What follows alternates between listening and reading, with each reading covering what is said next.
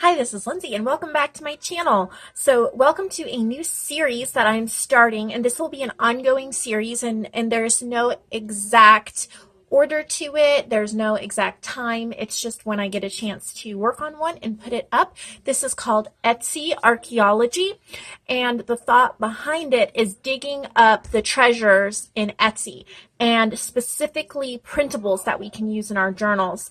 We all have heard of Tsunami Rose, Artie Mays.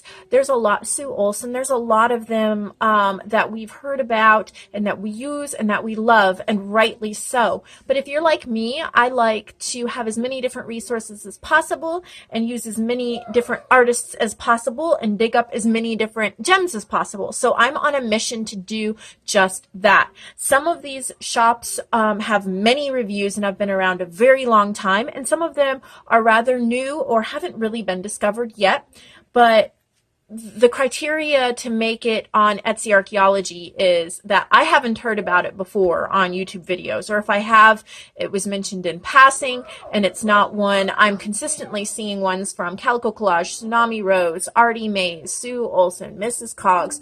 I mean, there's several, and they're amazing, and I have the wonderful privilege on being on the design teams for some of those as well.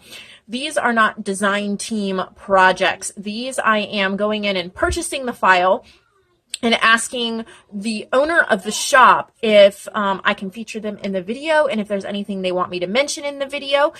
Sometimes they do provide the file for me just as a thank you. I do not ask for that. These are items that I would have purchased, or items that I like and want to use in my journals. So the first shop today that we're going to be featuring is called FarMirage, FarMirage, and you can click the link below, go directly to her shop on Etsy. And I really like what she has. Everything that she makes is from public domain images. So I asked her specifically if I could use her files in my journals to sell, and she said yes, because they're all from the public domain.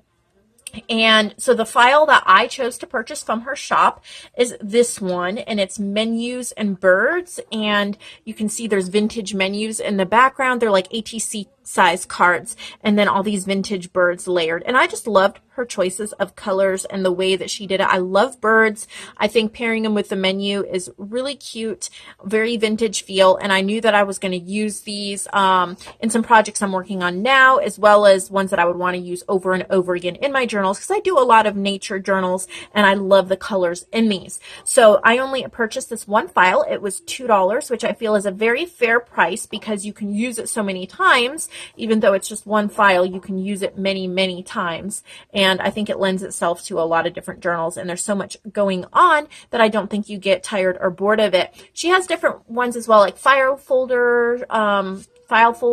She has vintage, all sorts of different florals.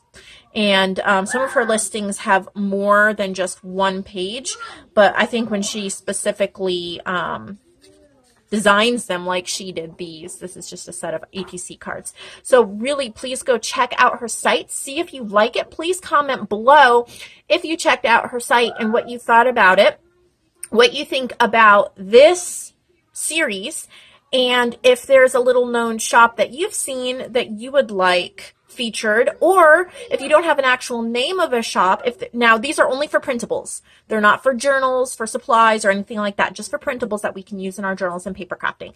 So if there's something specifically that you love to look for, maybe you like ATC cards, maybe you want journal kits, maybe you like background pages, maybe you like ephemera kits, mention that below so that I can keep that in mind. I already have two more lined up, two more shops lined up to be featuring in the very near future. But this is the first one, episode 1, FarMirage. So now that I've discussed her shop a little bit, and I have discussed the file I purchased and why I purchased it, I'm going to show you a little tutorial with it and how I'm actually going to be using these. So here's my trick, okay? I printed this on 20-pound copy paper. So I would not want to just cut these out and slip them in a journal, because they're very, very, very flimsy. You can even see through it on the back. So what I'm going to do is back it with wallpaper. So this is from a page from one of my wallpaper books, and I chose it because of the blue tones and the cream colors. So I could cut these individually out and then glue them on here, but I've found a faster way. I'm going to flip this over to the back and flip this. I'm going to grab a glue stick. This is just a Dollar Tree glue stick. And since I can see exactly where the ATC cards are on the back, I'm not going to do it perfectly because I am going to be sewing. So I'm just going to, in the middle of each card, smear some glue from the glue stick into the middle of the card and move pretty quickly so the glue doesn't dry. Okay, and then I'm just going to slap it on here and flatten it out, especially where the glue is, so it holds really, really tight. And then I'm going to take a pair of scissors, and you could use, you know, a trimmer, paper trimmer as well, and I'm just going to trim them out.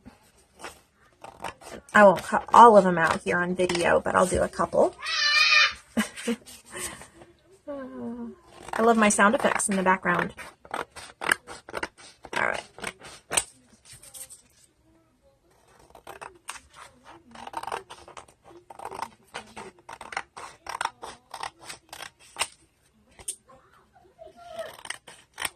All right, so I'm going to cut 2 out all the way and then stitch them and ink them and show you the finished product.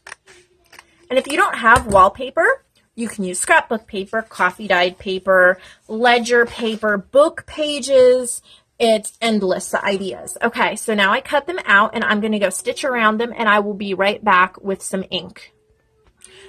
So I'm back. Here they are. I just stitched them with some beige thread, little zigzag stitch all the way around the edge, and I brought some brushed corduroy distress ink and my blender.